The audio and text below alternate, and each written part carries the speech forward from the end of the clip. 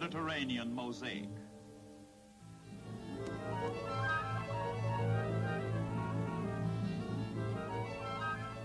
The Mediterranean is the Middle Sea.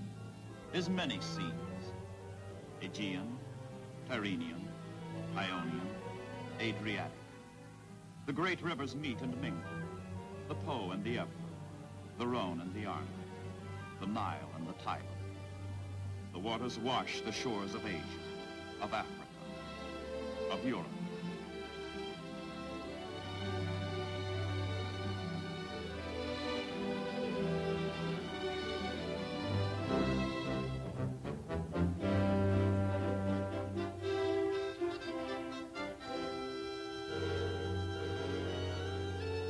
Europe's new master, Hitler, waxing bold in the limelight of his conquering armies, grants an audience to his Axis partner from the Mediterranean.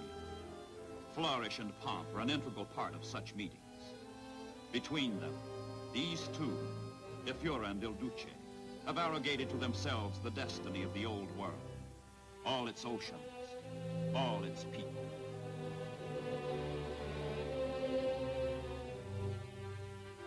On the mountaintop headquarters in Berchtesgaden, called the Eagle's Nest, plans are formulated to conquer the Mediterranean. Colonel General Jodl, Hitler's personal chief of staff, urges reduction of Gibraltar and Suez. Seal off the inland sea and make it an Axis lake. The Italian Navy, deployed in 3 swift squadrons and manned by able crews, is a grave, powerful menace to the lifeline binding the British Commonwealth of Nations. A menace to the Allied world.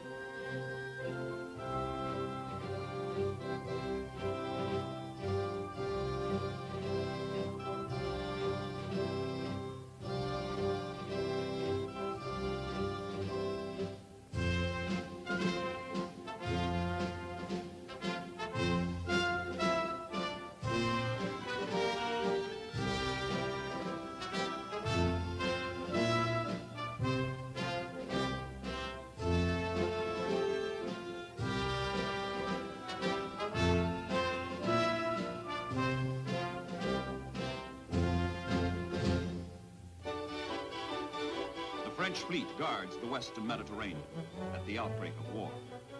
Famous for the speed of its cruisers and destroyers, the French sortie from their bases at Toulon, Algiers, and Oran. Their hopes are high, their faith as yet unshattered.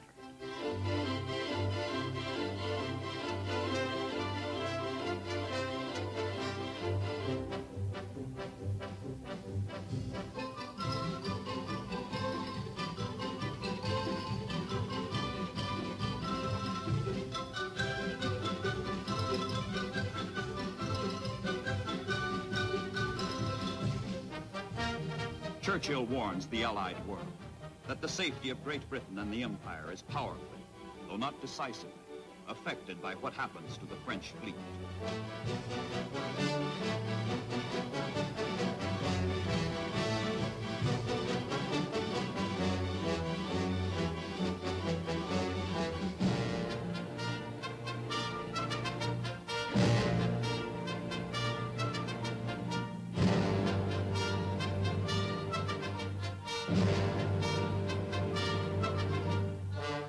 For the British, control of the Mediterranean rests literally on a rock, Gibraltar, guardian of the narrow strait that leads from the Atlantic into the sea which serves as a moat around Hitler's southern flank. Natural fortress, indestructible sentinel, Gibraltar was ceded to the British by the Spanish in 1713. What nature has provided, the British through the centuries have improved. The rock is encrusted with armament, is alive with soldiers. The Royal Navy faces the longest odds in all its history in the coming battle for the Mediterranean. If the rock goes, North Africa and the Near East go with it.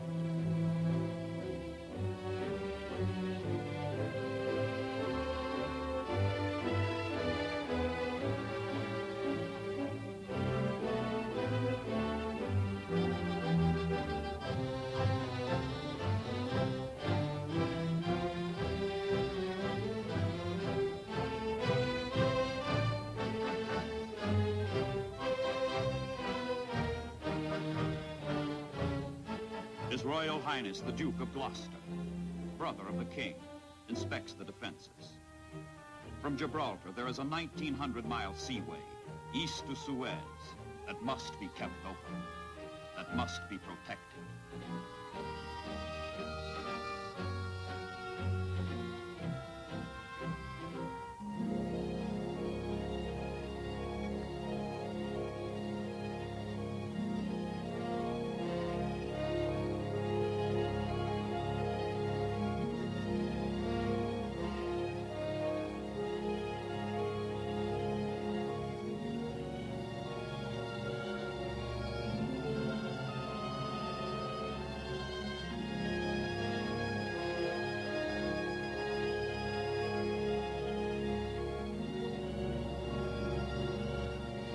The flags of the free rally around the rock.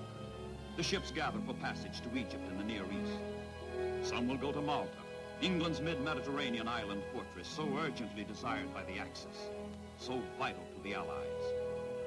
On these ships rests the fate of empires.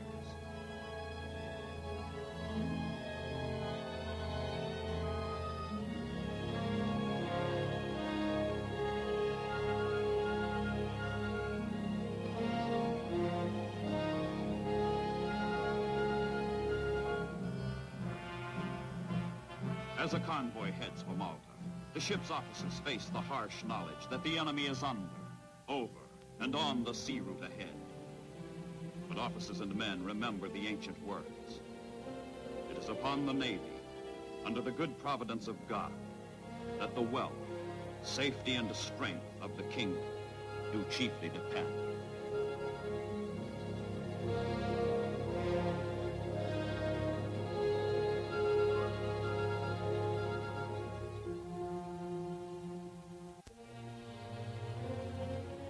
One of England's great decisions of the war is to strengthen her Mediterranean fleet while the British Isles are still in danger of German invasion. The Royal Navy, outnumbered and outgunned here, sweeps forth to clear the sea lane to Malta.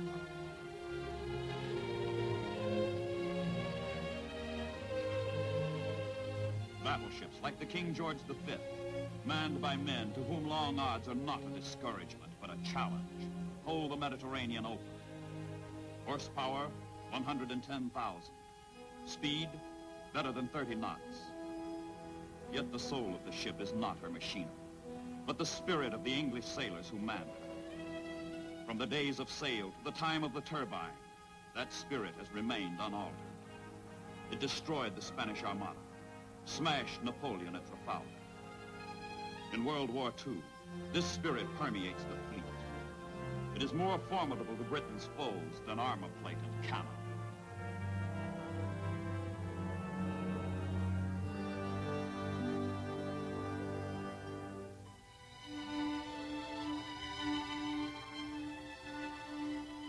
Wars are not won by guns alone.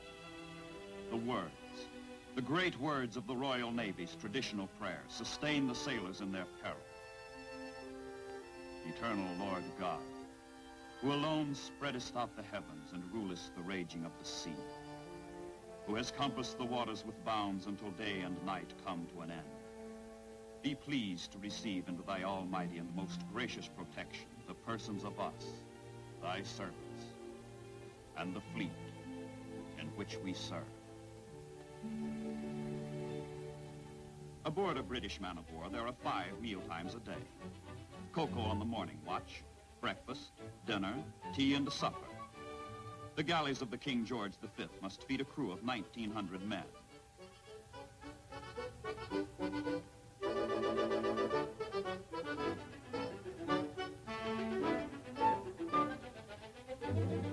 The captain assigns an officer to the mess deck to see if there are any complaints about the chow.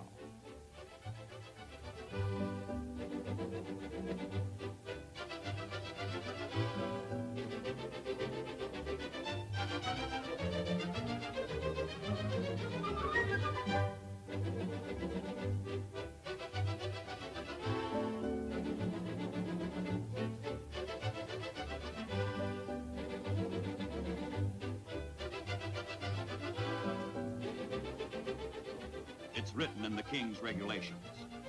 A daily ration of 1/8 of a pint of rum shall be issued to every rating over the age of 20. Those who do not drink get 3 a day, called grog money instead. The rum is issued neat to petty officers. For the other ratings, it is mixed with 2 parts water. Officers must supply their own spirits.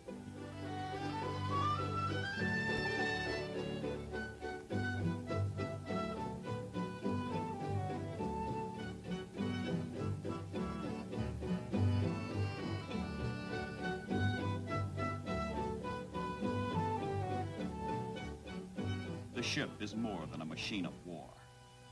It is a community of men. Between the salvos and assaults, between the hours of work and sleep, far from the world of chaos, safe in the world of memory, is one constant dream. And when peace and rest at length have come, all the day's long toil is past, each heart is whispering, home, home at last.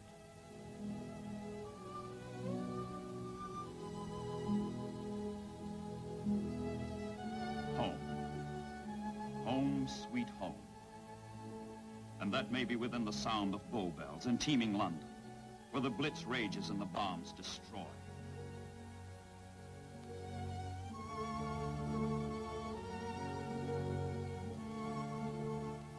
Nor around thee thy wife and sweet little ones come, all clamoring joyous to snatch the first kiss, transporting thy bosom with exquisite bliss.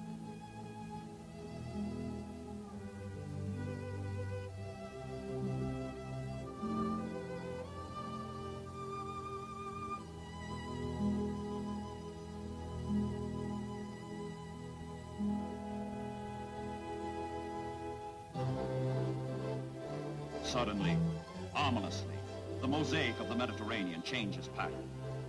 June 1940, France falls. The Royal Navy is stripped of her ally and must guard the far-flung battle line alone. In the Atlantic, in the Channel, in the Mediterranean. The clouds of catastrophe gather, and the councils of despair urge that the Mediterranean be abandoned to the enemy.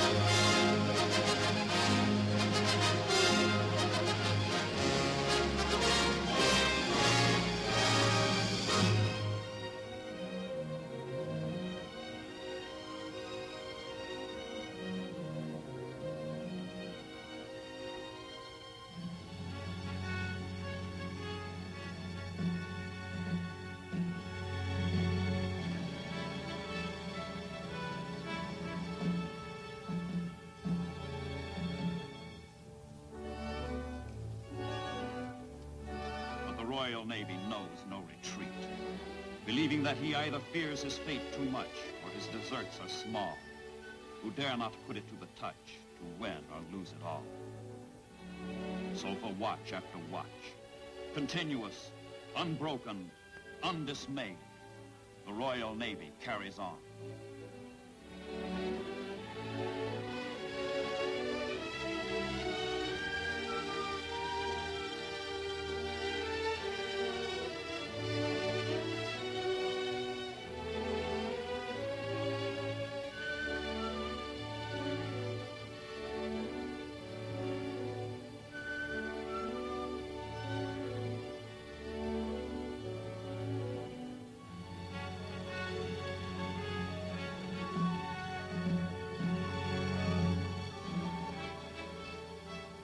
Malta. Island, fortress, naval base, landing field. Malta. The irremovable thorn in the soft underbelly of the Axis. Whichever way the aggressors turn in the Mediterranean, there stands Malta, a stumbling block in their path. But the tiny island, with its 275,000 people, must live from convoys that fight through, The enemy is only 60 miles away in Sicily. Whoever holds Malta controls the central Mediterranean, and the British hold on to it like a bulldog. The British and the Maltese themselves. From times unimaginably remote, the waves of history have washed over Malta. But the ordeals of the past pale before the present incessant threat of terror from the sky.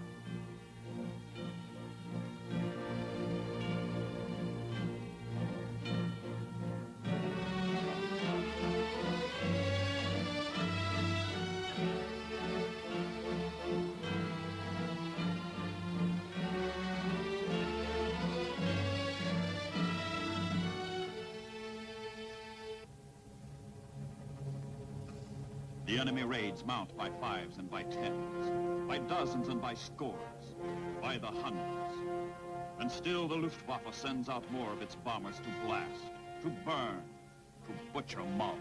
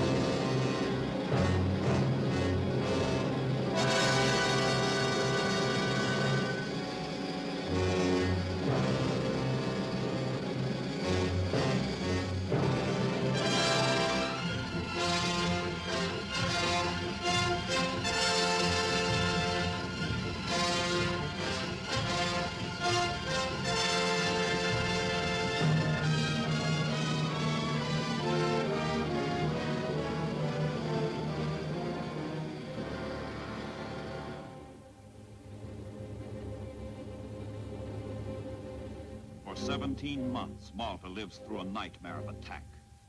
The Maltese fight terror and hunger with inadequate means, but with unbreakable defiance. Proudly, the score is kept. Air raid number 1,774. But the Axis has its grim statistics, too. 1,129 enemy planes break against the island of Malta. And the people of Malta? 1,468 dead.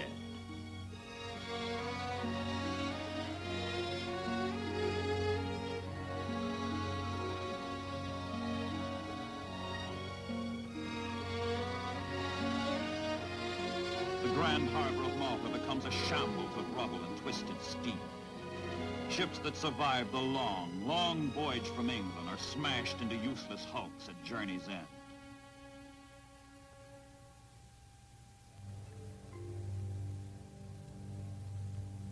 The bottom of Malta's harbor is littered with the skeletons of ships that died to keep the island alive.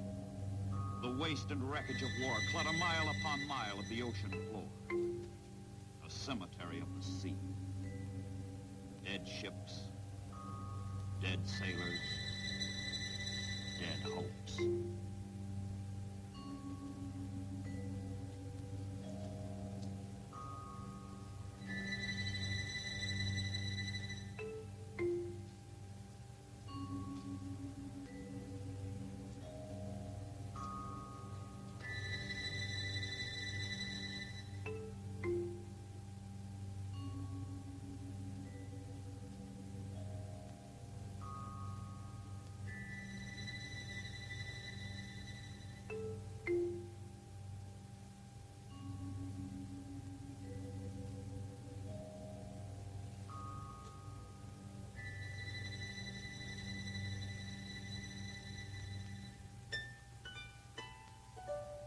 But life goes on. Through endless ages, aggressors have battered at the gates of Malta, have had their hour, and disappeared. The Carthaginians came and vanished. Islam engulfed the island and ebbed away. The Goths came plundering and the Vandals raged. But history swallowed up both Goth and the Vandal. The Maltese remained.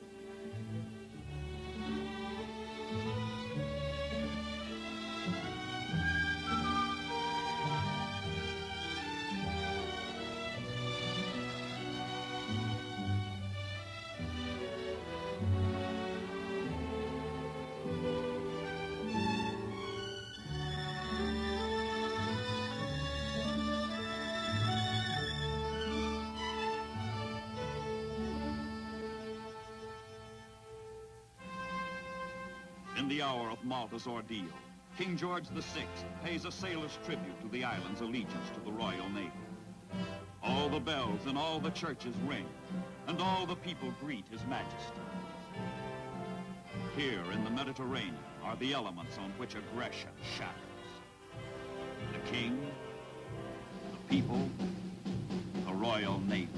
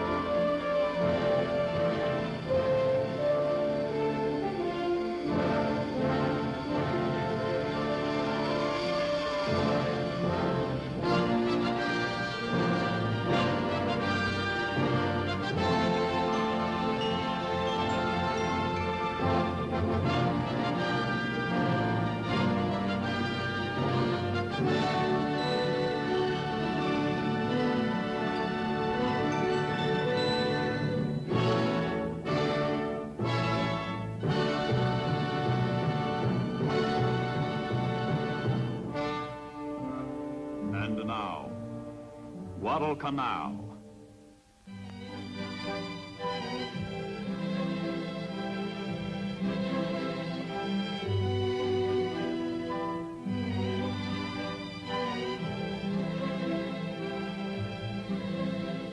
Poured from some 100 factories, reaped from some 1,000 farms, spewed out in fantastic abundance by American labor and machines.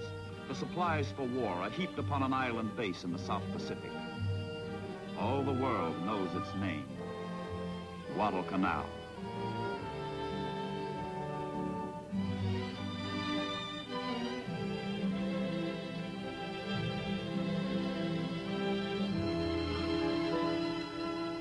Springboard for attack, storehouse for victory. Yet in 1942, Guadalcanal was wild jungle. 90 uncharted miles of festering malaria and rainforest, bypassed for centuries by history, forgotten by man. But by June of 1942, the unpredictable forces of war began to link San Francisco in the United States with Guadalcanal in the Solomon Islands.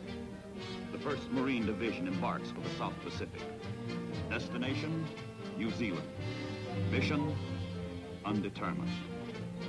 Somewhere, on some unspecified battleground, sometime in the uncertain future, the untested Marines will clash with the tested soldiers of Japan. But first, the tedious ordeal of the convoy. Uneventful, interminable weeks at sea.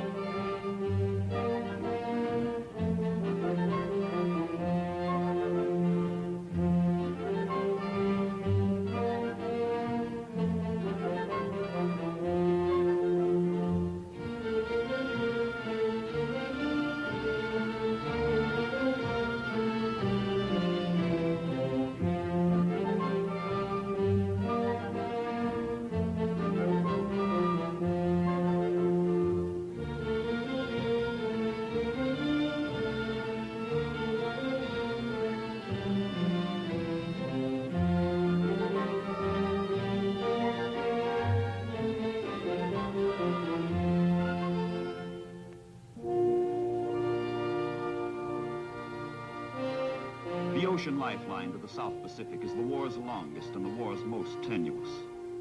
Stretching 6,540 miles from California to New Zealand, it ties Australia to the United States. Break this line, stop the ships, and Australasia and Asia will be forever Japanese. Across the world, from the islands of Japan, other convoys, other soldiers leave for the unknown and sail away to war. They too set a southerly course for islands with names unknown to the men who must fight and die on them. For them also, the routine of shipboard life, the placid prelude to carnage.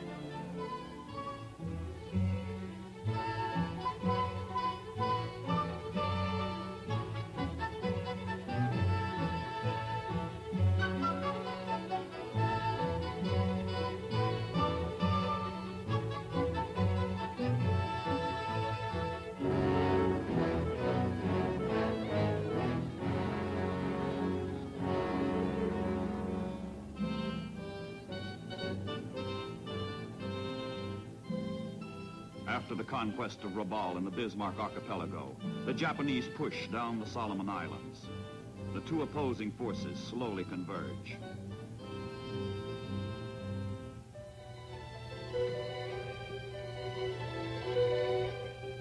Early in July 1942, a lone American plane sets in motion a chain of events which will bring those forces together at a place which neither side has foreseen nor planned. On obscure Guadalcanal, air reconnaissance reveals the Japanese are building an airfield, which threatens the Allied supply line to Australia. What the plane has seen changes the course of the Pacific War.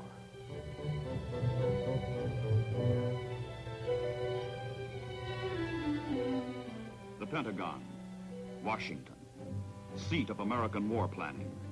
The Joint Chiefs of Staff recast their global strategy to meet the new Japanese menace to the Allied positions in the South Pacific.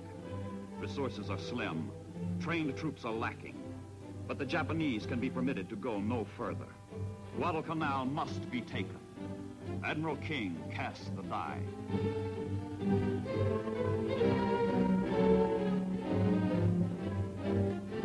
New Zealand lies in the shadow of the Japanese advance. For the United States forces stationed there, little time remains to enjoy the cordial hospitality of a sincere ally.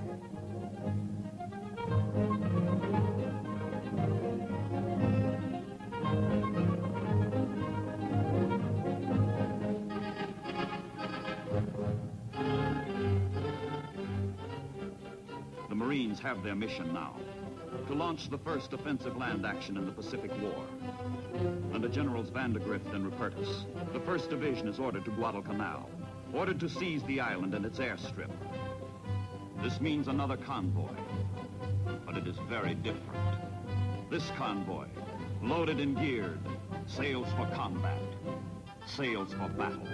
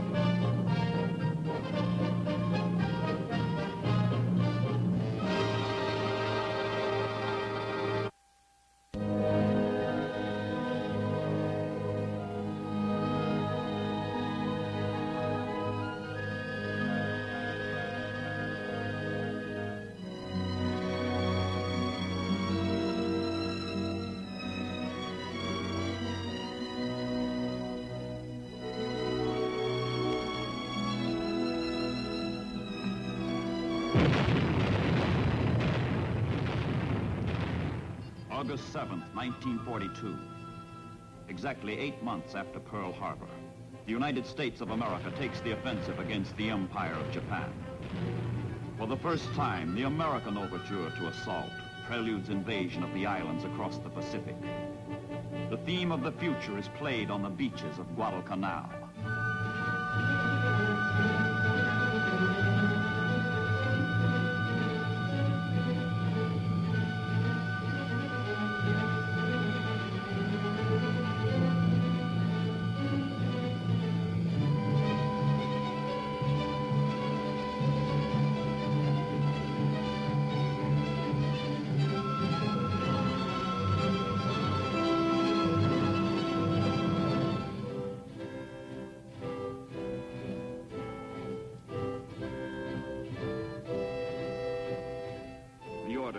Troops has been given. Land the landing force. The day of hit and run in the Pacific is over. The hour of hit and stay has come. The first American amphibious operation in World War II is enacted like a dress rehearsal. Bombardment has driven the enemy off the beaches. The Marines walk ashore, into the island.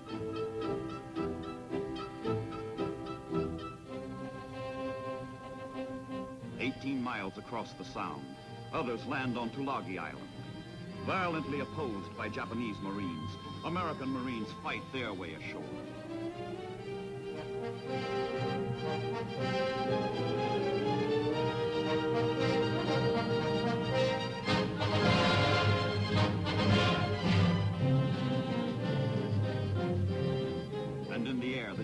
strike back swiftly, strike back hard. Bombers from Rabaul hit American transports before they can unload supplies vitally needed to sustain the landings. Damage to the transports at sea means near disaster to the Marines ashore.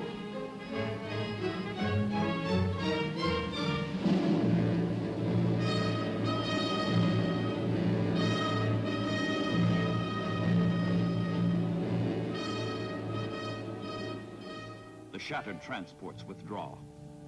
Stripped of supplies, the Marines dare not waste a moment encountering their implacable, impersonal, hateful foe, the jungle. Now it begins. The toil and the terror that makes Guadalcanal not a name, but an emotion.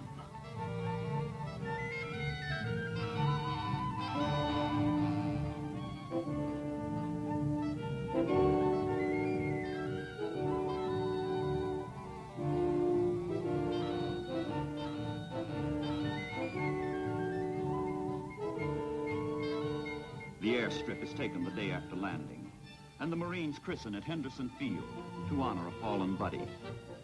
Their own gear destroyed, the engineers use Japanese equipment to prepare the field for the first American planes.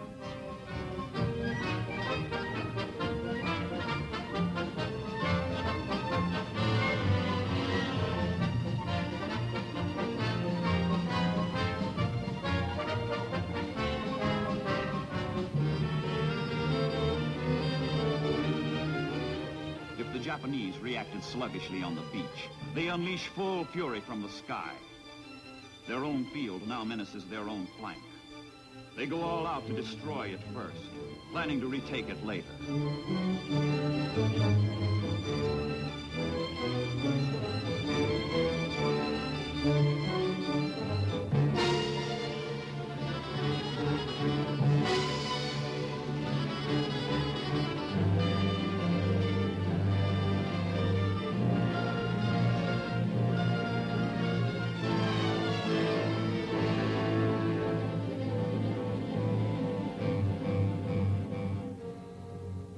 Under the dark cover of night, the Japanese filter reinforcements ashore. Special landing troops, Imperial Marines, crack units. Their general has warned. This is the decisive battle between Japan and the United States. A battle on which the rise or fall of the Japanese Empire will depend. No troops are better fitted than these to master the jungle. Fearless, these men have been schooled in stealth and infiltration. They are experts in ambush and concealment.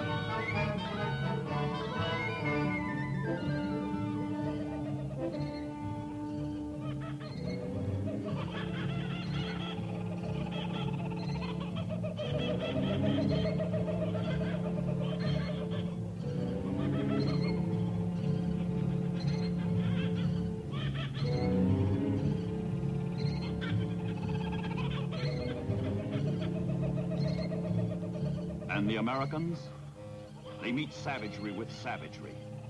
They fight, and they fight, and they fight.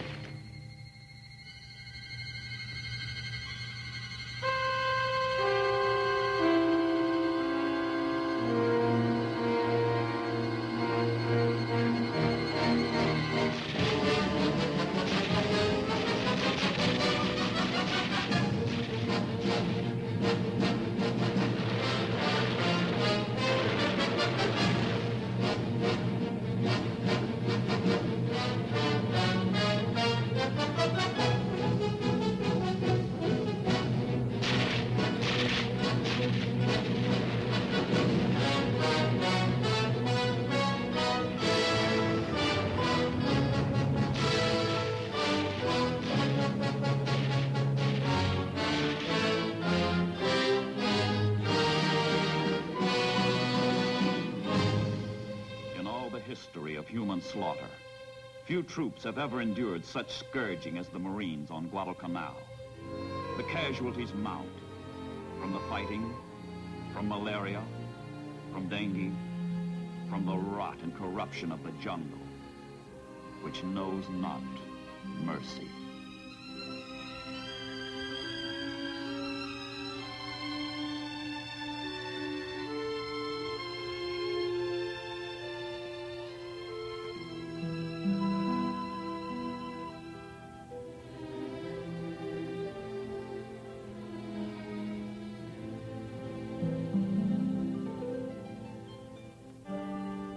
Salute the rising sun.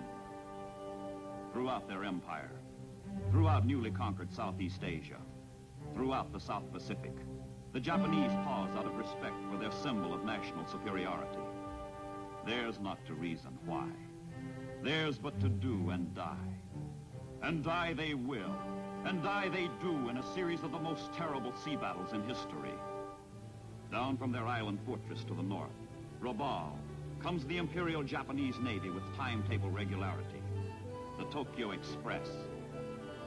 But sailors of the United States and Australian navies sacrifice their blood for their brother Marines, who cannot hope to control Guadalcanal against an enemy who controls the surrounding seas.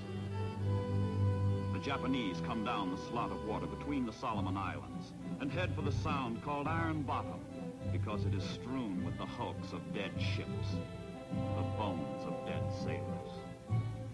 The Battle of Savo Island, the Battle of the Eastern Solomons, the Battle of Cape Esperance, the Battle of the Santa Cruz Islands, the Naval Battle of Guadalcanal, the Battle of Tassafaronga, the Battle of Rennell Island.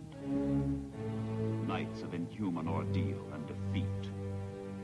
Nights of more than human valor and victory.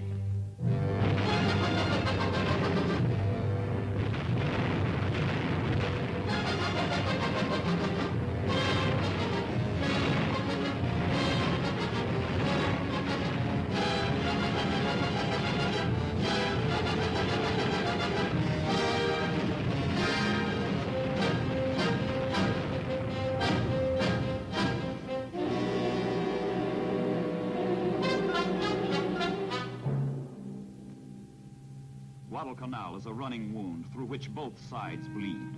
A hemorrhage of naval strength, of men, of materiel. Far from the dying and destruction. Far from the sailors and Marines who fight and pray for victory and salvation. The United States of America organizes her land, her resources, her industry, her men to answer the distant prayers. In the greatest mobilization of strength ever known to the world, America prepares to rescue the world. And to the rescue, America marches.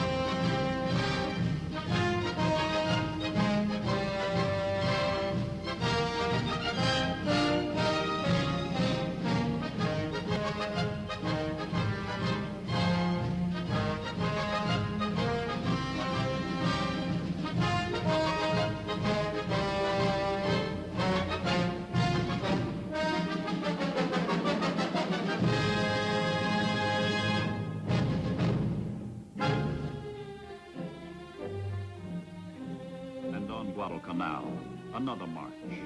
A march of grim men, old young men. A march of men leaving purgatory. The 1st Marine Division is being relieved. What's left of it. And on a lonely grave at Lunga Point, there is a prediction about the Marine who lost his youth. That when he goes to heaven, to St. Peter he will tell. Another Marine reporting, sir. I've served my time in hell.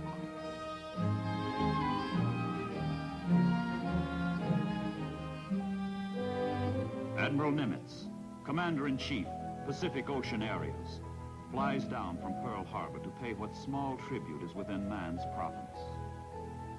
If there was horror and ferocity, there was also courage and self-sacrifice. If there was death, filth and disease, the Marines turned the tide of war and stopped their enemy. The Japanese will advance no further.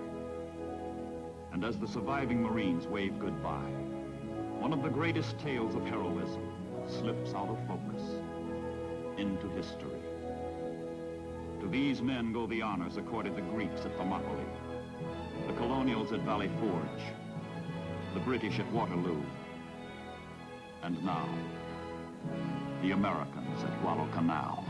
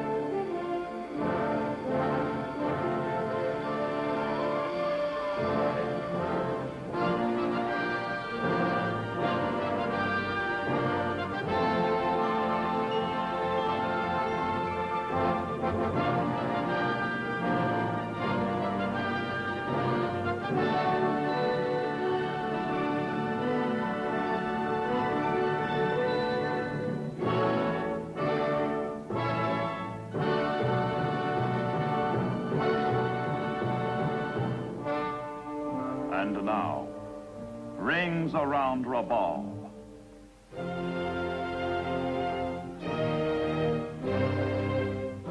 The Japanese dominate the Pacific, and their Supreme War Council continues to execute sweeping plans to bring 700 million Asiatics under imperial control.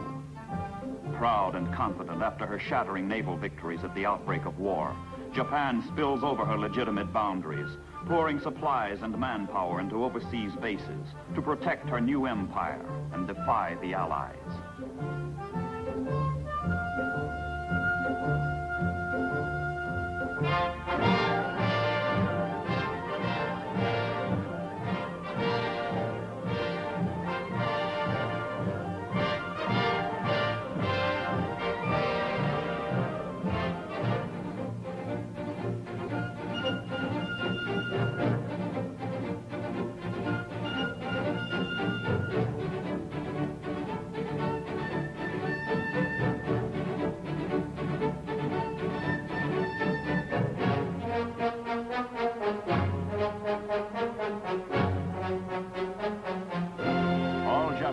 Dedicated to Kodoha, the way of the Emperor, Hirohito, son of heaven.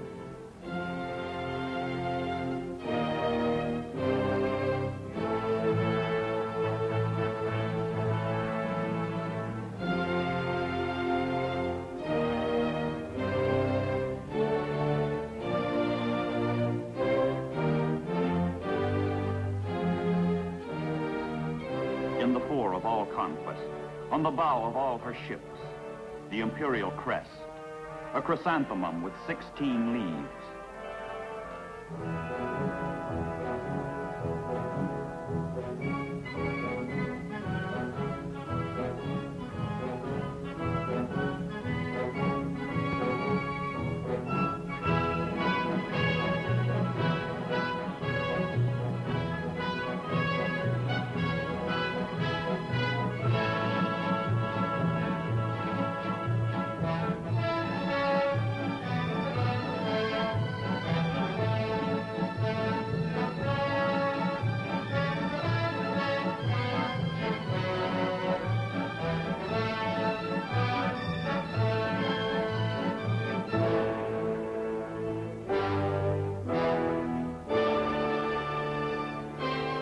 Reviews his magnificent fleet, which for months after Pearl Harbor wields undisputed rule over the greatest of oceans.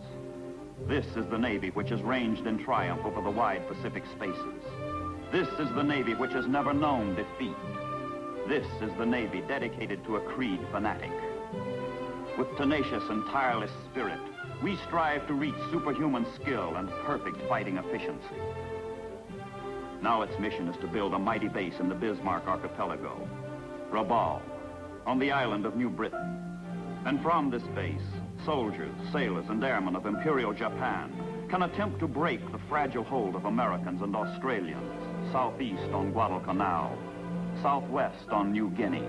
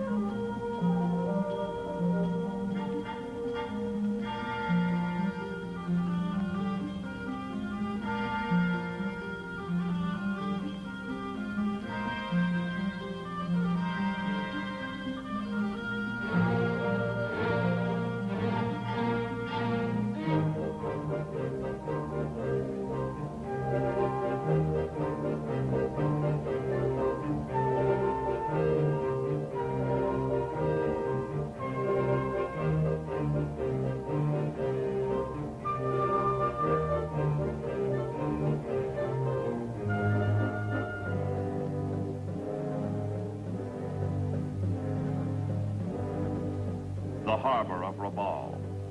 Base, arsenal, fortress, from which Japan seeks to control the South Pacific and clench her hold on the Solomon Islands and New Guinea.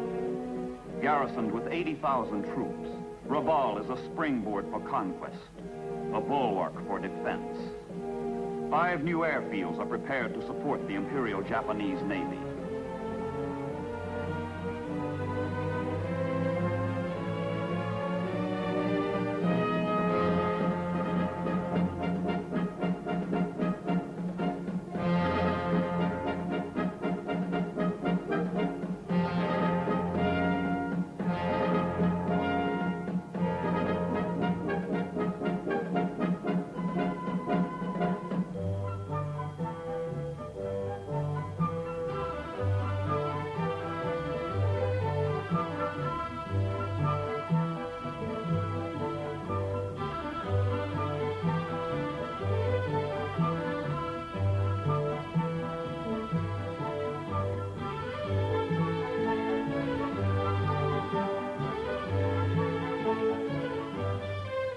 Rabaul, immovable, secure, impregnable aircraft carrier that blocks the American climb up the ladder of the Solomon Islands.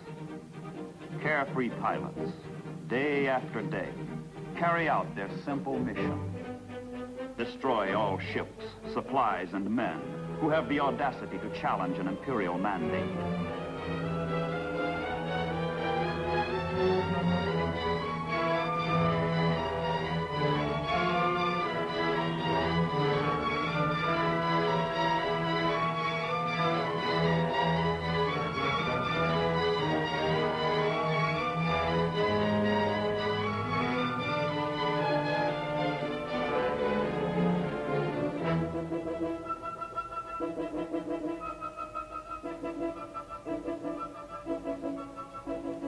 Rabaul's air and naval power sweeps out to dominate surrounding islands and waters.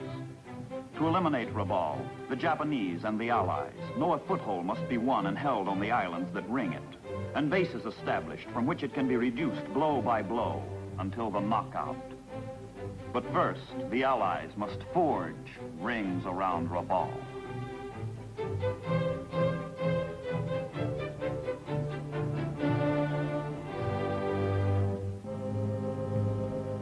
Rendova, another rung up the ladder of the Solomon Islands toward Rabaul. But Rendova is only a stepping stone across a narrow arm of water to Munda and its priceless airstrip. Munda was murder. Planned as a quick stroke of Allied strategy, it took 5 bitter weeks to capture. But it takes only 5 days for the United States Navy's fabulous construction battalions, the Seabees, to transform ruined Munda runways into an operational airfield.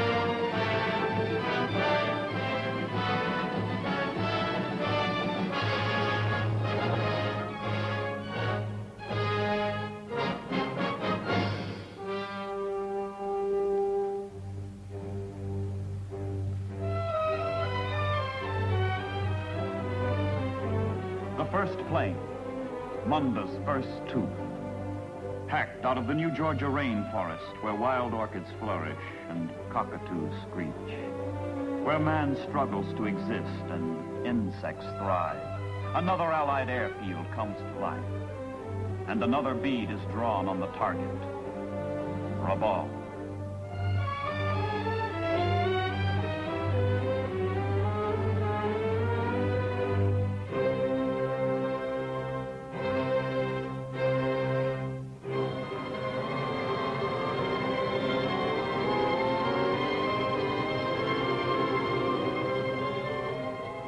The triumph of Munda is the Allied way of observing the first anniversary of the landing on Guadalcanal. 200 miles south, Guadalcanal itself has burgeoned into a major base, justifying the agony, the blood of the Marines who won it. But there is a long way to go, and in the summer of 1943, a new name dominates intelligence sessions on Guadalcanal. The name? Bougainville, biggest of the Solomon Islands, essential link in the ring being forged around Rabaul. Volcanic prize, ripe for ripping from the Japanese vine.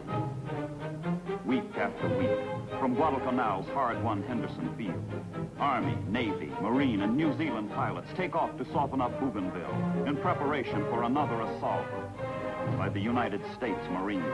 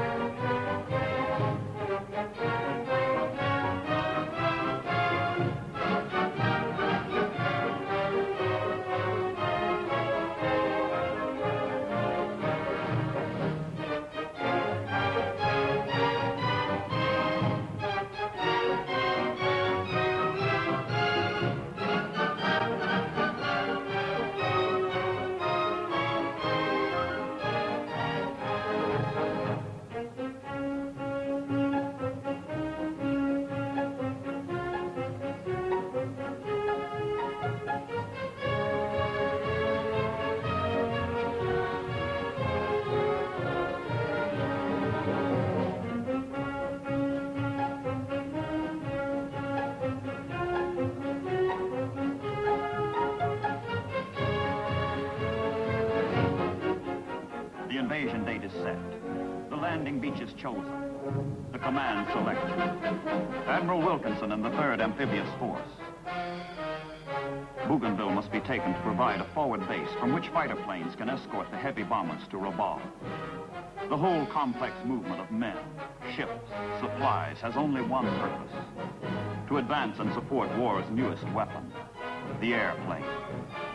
But before planes fly from Bougainville, the way must first be cleared by war's oldest ingredient, the foot soldier. The 3rd Marines take on the job.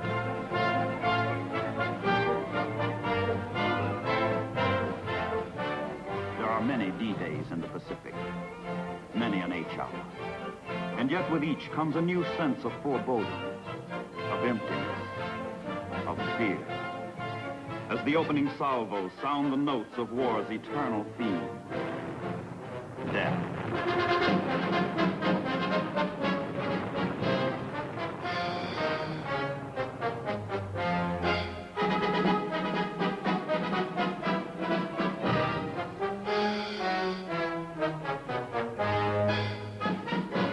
Across Empress Augusta Bay, toward the beaches of Cape Torquina, the Marines go in to meet the dank challenge of Bougainville. It is November 1st, 1943. Before the invaders lie the wildest jungle, the deepest swamps they have yet encountered in the South Pacific. And hidden in the tangle of jungle and swamp, the enemy.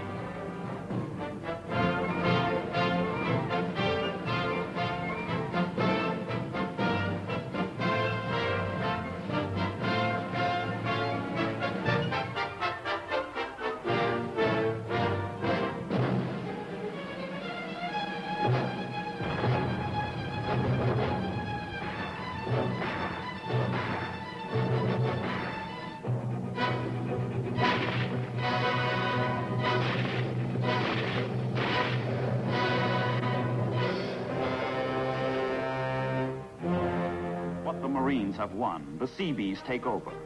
Hard on the heels of the riflemen come the engineers. What was a battlefield yesterday will be an airfield tomorrow.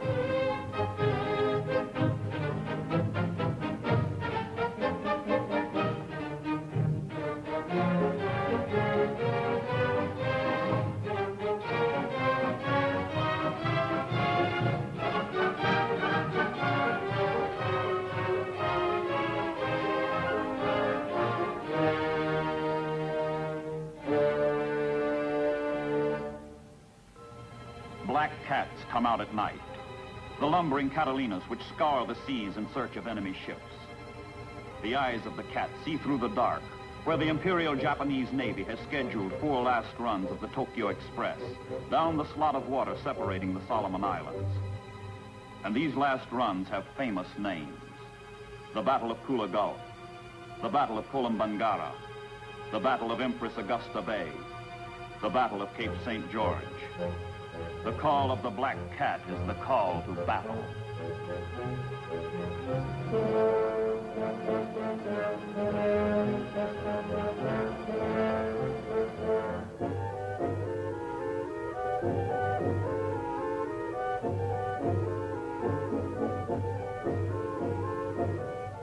Inside the groping ships, in combat intelligence centers, the intricate apparatus of search and detection picks up the scent.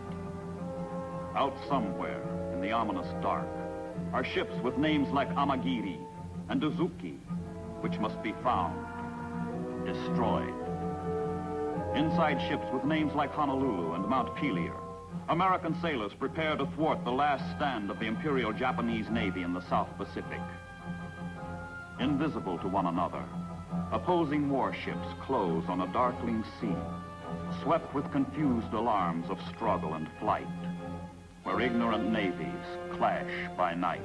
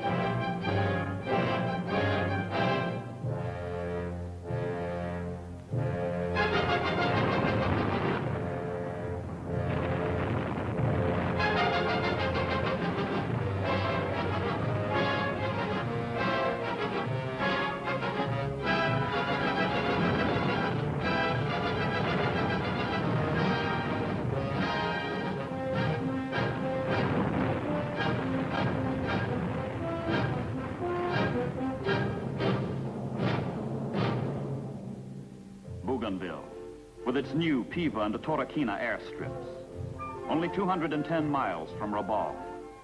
The ring is closing. The Marines have gone, and the defense perimeter around the thriving airfields is guarded by the 14th Army Corps. Who cares what has happened to the 40,000 isolated Japanese elsewhere on the island? And off-duty life is not too bad. Just relax and take it easy.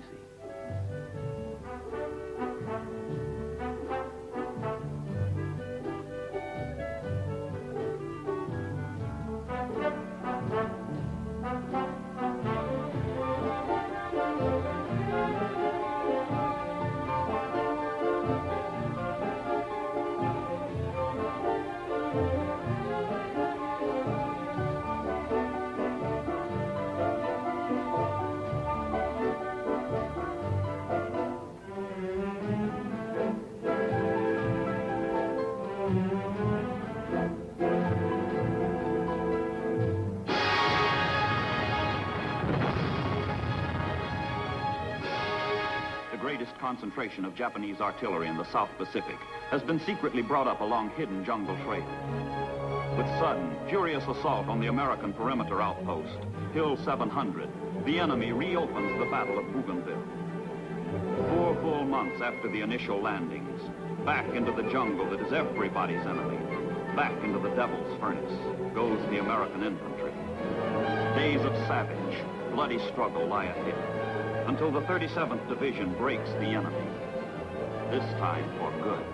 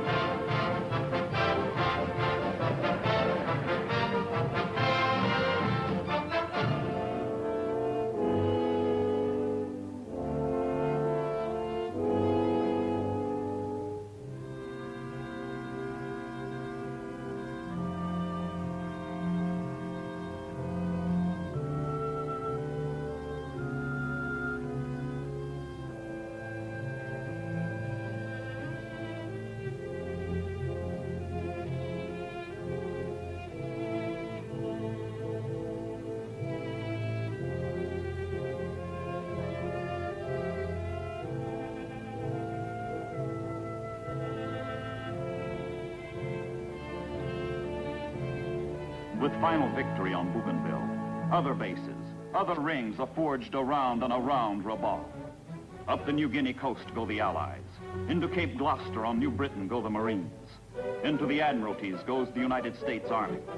Onto the islands of Green and Emerald go more Marines and veterans of Bella La Bella, soldiers of New Zealand. And the Navy that cruises unmolested through these waters is the United States Navy. Thousands of Japanese have been bypassed, left to wither on the vine. Rabaul is being strangled by runways branded on the encircling jungle islands. Rabaul and its harbor will be smashed, pulverized, neutralized. From around the ring they come, liberators from Guadalcanal, warhawks from Munda, corsairs from Emerald, Mitchells from New Guinea, avengers from Bougainville. The Holocaust of Allied reprisal spells doom for Rabaul across the skies of the South Pacific.